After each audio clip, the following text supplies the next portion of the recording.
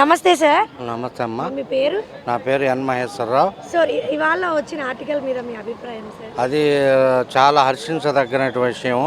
చట్టసభల్లోకి నేరస్తుల్ని enter కానిది. ఎందుకంటే చట్టాలు చేసే వాళ్ళే నేరం చేస్తే ఇంకా నేరాలను ప్రోత్సహించినట్లు ఉంటుంది.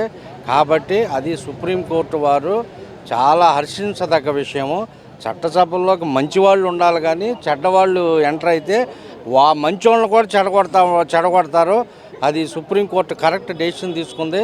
కాబట్టి చట్టసభల్లోకి ఎవరైనా ఉత్తములు రావాలా, మంచివారు రావాలి. అంతేకాని నేరస్తులు వచ్చి ఆ నేరస్తుల్ని వాళ్ళకు అనుగుణంగా మళ్ళా చట్టాలు చేసుకుని ఏ విధంగా తప్పించుకోవచ్చు అనేటువంటి చట్టాలు చేసుకోవటం ఇది హర్షించదగ్గ విషయం కాదు.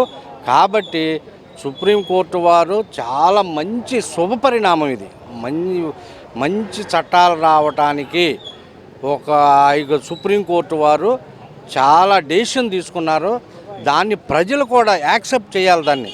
అంతేగాని ప్రజలు ఏముందలే రాజకీయ నాయకులు అట్లా వస్తూ ఉంటారు, చట్టాలు చేస్తూ ఉంటారని కాకుండా ప్రజలు కూడా దానిలో ఇన్వాల్వ్ అయ్యి వారి యొక్క అభిప్రాయాలను కూడా అభిప్రాయాలంటే చట్టసభల్లోకి నేరస్తుల్ని ఎంటర్ కాకుండా ఓటు వేయాల్సిన బాధ్యత కూడా ప్రజల మీద ఉంది.